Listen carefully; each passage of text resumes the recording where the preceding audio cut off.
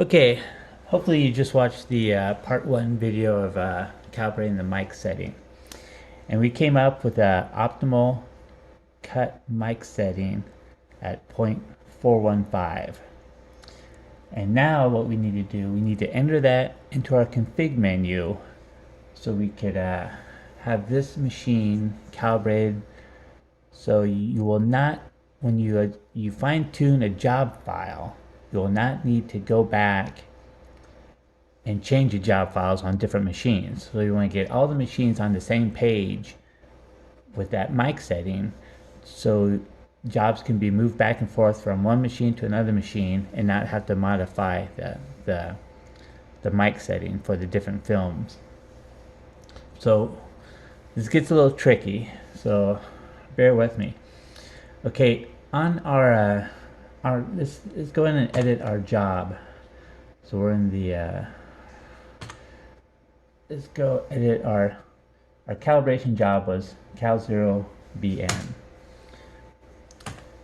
Now in this job, what we have a mic setting of 300 in this, and that needs to stay on this job file, on this calibration file, because that number will be consistent when we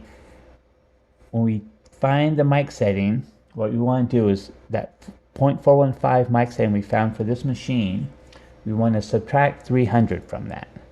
That will leave us with 0.115. And what we do with that is we'll go to our config menu. That's it. Config menu. And we'll go to the mic offset. Mic offset right here. What we want to do, we're going to change that to 0.115. So that's for a different machine there. But what that will do is when we load the job, the zero base calibration file, the Cal0 base, it'll add these two numbers together. I'll add 115 to the 0.300, and it'll give us our 415 optimal mic setting for cutting the flat paper. So now when we load that job, set job, mic setting is 0.415, what we want. Now here's the tricky part. What we need to do, this to all the machines, and we got to update all the software to 3.2F. Some of the machines that we've rebuilt have that already. They're at Essilor.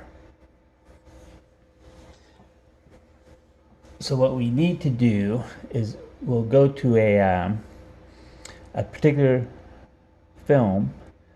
We'll cut that film to find out the optimal mic setting for that film by trial and error. We'll go through there, we'll cut the power down, we'll see which mic setting does the best cut, just like we did with the paper.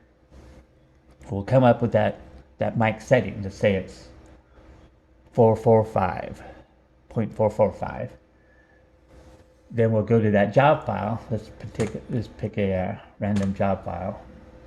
Let's just take a quick one over zero base. Let's say this is a 3 base job file, one of our generic ones. And let's say the optimum mic setting for that file on the machine we tested it on was 445. But we don't want to enter 445. We want to subtract the 300.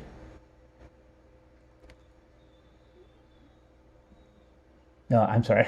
We want to subtract the what's in the config file, the mic offset, which is 115. So it's take 445, subtract 115, we get 330.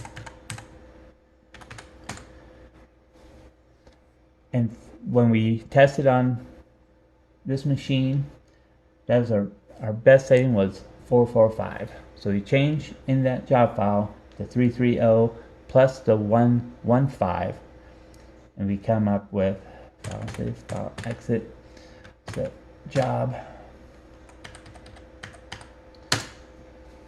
445. I know this is a little confusing and it looks like it might be a lot of work, but what this will do is if you get all the machines mic settings calibrated like we did in part 1, we get that number, we subtract 300, set that as our offset in the config file.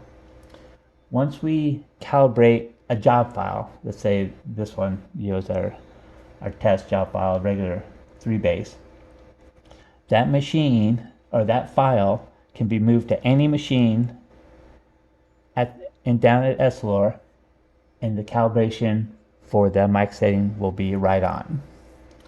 So this is a project, but I think in the long run it'll make all the machines, once you figure out a film that you're cutting and calibrate the cusp position for that film, that can be moved to all the machines at your plant, and it should still have the optimal cut setting as long as all the machines have been calibrated. I know it's a lot to take, but if you have any questions, feel free to give us a call.